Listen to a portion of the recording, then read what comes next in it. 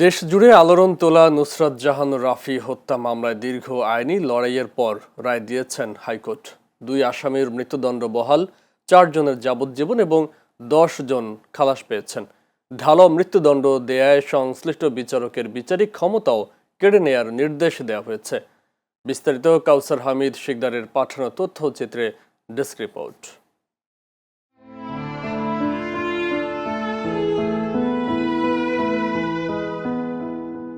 ফেনীর সোনাগাজীর সেই মাদ্রাসার ছাদ 2019 সালের 6 এপ্রিল। এখানে নৃশংস হামলার শিকার হন নুসরাত জাহান রাফি। মামলা প্রত্যাহারে অস্বীকৃতি জানানোয় তাকে ডেকে নিয়ে গায়ে কেরোসিন ঢেলে আগুন ধরিয়ে দেওয়া হয়। এরপর চিকিৎসাধীন অবস্থায় মৃত্যু হয় নুসরাতের।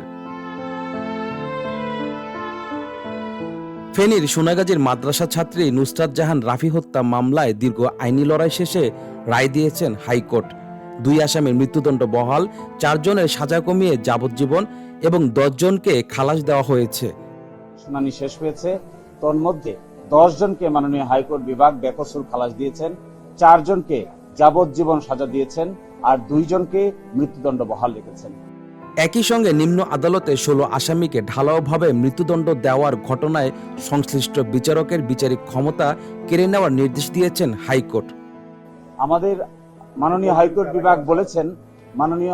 বিভাগ এটি বলেছেন যে বিচারিক আদালত এইভাবে নির্বিচারে ফাঁসি দিতে গিয়ে যেভাবে প্রতিটা পরিবারের উপর একটা ডিভাস্টেটিং এফেক্ট নেমে এসেছে, এই জন্য তার বিচারিক ক্ষমতা কেড়ে নেওয়ার জন্য নির্দেশ দিয়েছেন এবং তাকে আইন মন্ত্রণালয়ে সংযুক্ত করতে বলেছেন। এদিকে রায়কে কেন্দ্র করে নুসরাতের বাড়িতে নিরাপত্তা জোরদার করা হয়েছে। আমরা ইতিমধ্যে জেনেছেন আমরা রায় হয়েছে এবং আমরা আসি থেকেও থাকবো। এরপরেও আমরা যতক্ষণ পর্যন্ত না এখানে কোনো ধরনের বিশৃঙ্খলা, কোনো ধরনের ঝামেলা যাতে না হয়, আমরা সবসময় নিরাপত্তায় আছি, নিরাপত্তায় থাকবো। হাইকোর্টের এই রায়ে সন্তোষ প্রকাশ করেছেন নুসরাতের পরিবার ও এলাকাবাসী। আলহামদুলিল্লাহ, আমরা সন্তুষ্ট এই রায়ে, যেটা হত্যা প্রকাশ হয়ে গেছে। আজকে নুসরাতের হত্যা করা হয়েছে। আমরা এই রায়, আমরা আদালতের প্রতি অনেক শ্রদ্ধাশীল। আমরা জানি আমরা নিয়ে বিচার পাবো। এখন শুধু আমাদের নিরাপত্তার প্রয়োজন। আপনারা জানেন ইতিপূর্বে একটি রায় হয়েছিল এই মামলায়। এই রায়ে অনেক নিরপরাধ মানুষকে ফাঁসানো হয়েছিল। আজকে আদালতের মাধ্যমে এই ঐতিহাসিক রায়ের মাধ্যমে আমাদের এলাকাবাসীর প্রত্যাশা পূরণ হয়েছে। ভালো একটা রায় পেয়েছি। আসলে আমাদের যে প্রত্যাশা ছিল, আমরা যে এলাকাবাসীর যে প্রত্যাশা ছিল, ওই প্রত্যাশা অনুযায়ী আমরা রায় পেয়েছি। 2019 সালের 27 মার্চ অধ্যক্ষ সিরাজউদ্দৌলার বিরুদ্ধে শ্লীলতাহানির অভিযোগ করেন Nusrat.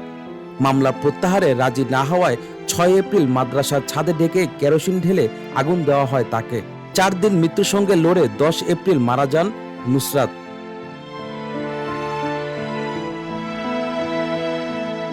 Sadat Hossain Imran, channel S news desk.